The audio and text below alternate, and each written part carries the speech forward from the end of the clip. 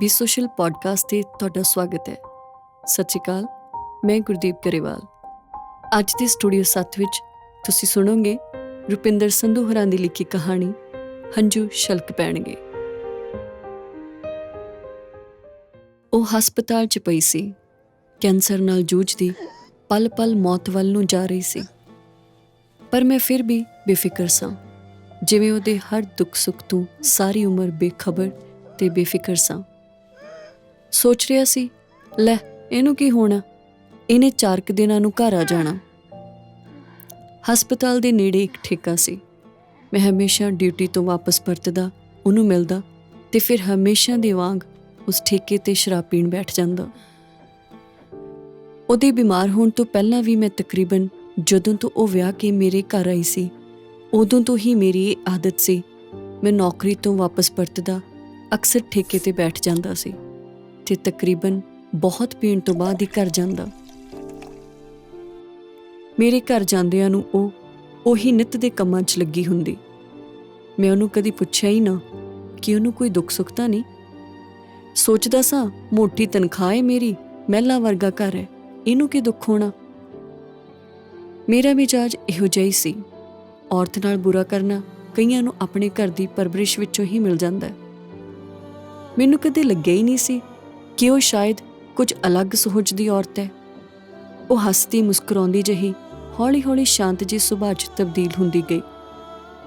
ਹੌਲੀ ਹੌਲੀ ਉਦਾਸੀਆਂ ਦੇ ਨੇੜੇ ਪਹੁੰਚਦੀ ਗਈ ਤੇ ਫਿਰ ਚੁੱਪਚਾਪ ਕੋਈ ਸ਼ਿਕਵਾ ਨਾ ਕਰਦੀ, ਬਸ ਕੋਈ ਸ਼ਿਕਾਇਤ ਨਾ ਕਰਦੀ। ਰਿਸ਼ਤੇਦਾਰਾਂ 'ਤੇ ਤਾਂ ਜਾਨ ਦਿੰਦੀ ਸੀ। ਮੈਂ ਪੀ ਕੇ ਘਰ ਆਉਂਦਾ, ਉਹ ਸ਼ਾਂਤ ਹੋ ਜਾਂਦੀ, ਜਿਵੇਂ ਘਰ 'ਚ ਕੋਈ ਹੋਵੇ ਹੀ ਨਾ। ਡਰੀ ਡਰੀ ਜਿਹੀ, ਸ਼ਾਇਦ ਮੇਰੇ ਕੌੜੇ ਸ਼ਬਦਾਂ ਤੋਂ ਡਰਦੀ। ਅਖੀਰ 2 ਪੁੱਤਰਾਂ ਤੇ 1 ਧੀ ਦੀ ਮਾਂ ਇਸ ਦੁਨੀਆ ਤੋਂ ਰੁਖਸਤ ਹੋ ਗਈ। ਉਹਦਾ ਦੁੱਖ ਵੇਖੋ, ਮੈਂ ਉਦੋਂ ਵੀ ਉਹਦੇ ਕੋਲ ਨਹੀਂ ਸੀ। ਮੈਂ ਉਦੋਂ ਮਹਿਸੂਸ ਕੀਤਾ ਕਿ ਦੁਨੀਆ ਤੋਂ ਮੇਰਾ ਕੀ ਚਲਾ ਗਿਆ। ਫਿਰ ਇੱਕ ਦਿਨ ਮੈਂ ਬੈਠਾ ਬੈਠਾ ਉਹਦੀਆਂ ਰਿਪੋਰਟਾਂ ਵੇਖਣ ਲੱਗ ਪਿਆ।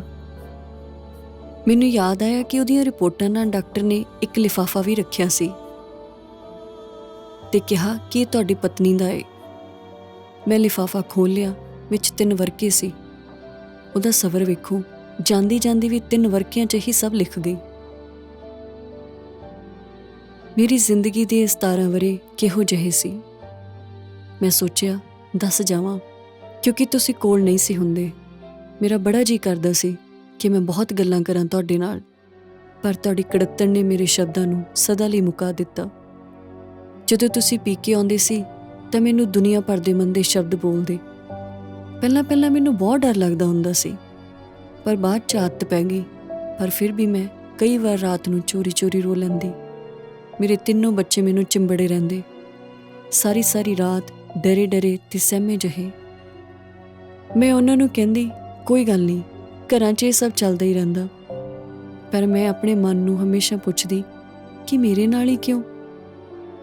ਇੱਕ ਵਾਰ ਤੁਹਾਡੀ ਭੈਣ ਜੀਤ ਦੇ ਸਹੁਰੇ ਘਰ ਉਹਦੇ ਜਨਮ ਦਿਨ 'ਤੇ ਉਹਦੇ ਪਤੀ ਵੱਲੋਂ ਦਿੱਤੇ ਗਏ ਸੋਨੇ ਦੇ ਕੰਗਣ ਅਤੇ ਜੀਤ ਵੱਲੋਂ ਕੇਕ ਕੱਟਦੇ ਵੇਖ ਮੈਨੂੰ ਉਦਾਸ ਵੇਖ ਤੁਸੀਂ ਆਖਿਆ ਸੀ ਕਿ ਮੈਂ ਸੜਦੀ ਹਾਂ ਜੀਤ ਤੋਂ। ਪਰ ਮੈਂ ਤਾਂ ਇਹੀ ਸੋਚ ਰਹੀ ਸੀ ਕਿ ਮੈਂ ਵੀ ਕਿਸੇ ਦੀ ਧੀ ਹਾਂ।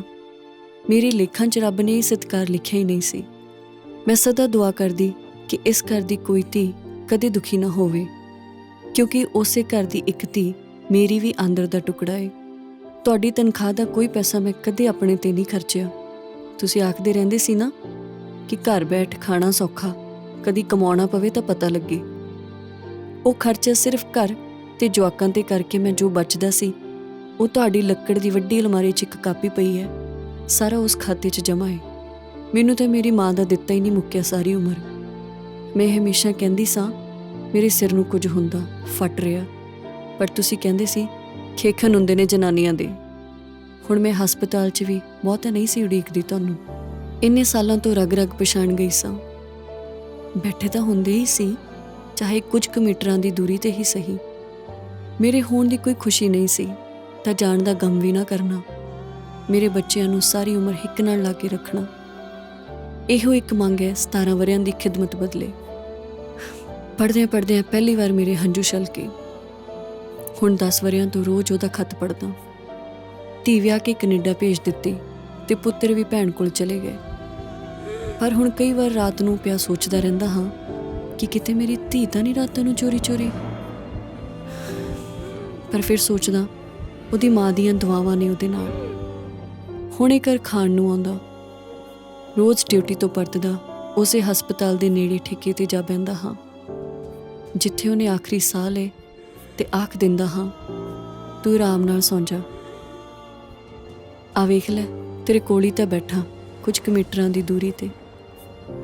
ਉਹਦੇ ਤੇ ਚੁੱਕੇ ਹੱਥ ਹੁਣ ਤਾਂ ਪੈਗ ਵੀ ਨਹੀਂ ਚੁੱਕਦੇ। ਕਾਸ਼ ਪਹਿਲਾਂ ਸਮਝ ਸਕਦਾ ਕਿਸੇ ਦੀ ਧੀ ਨੂੰ ਤੇ ਸੋਚ ਸਕਦਾ ਕਿ ਉਹਦੇ ਅੰਦਰ ਇੱਕ ਔਰਤ ਤੋਂ ਵੱਧ ਕੇ ਬੜਾ ਕੁਝ ਸੀ।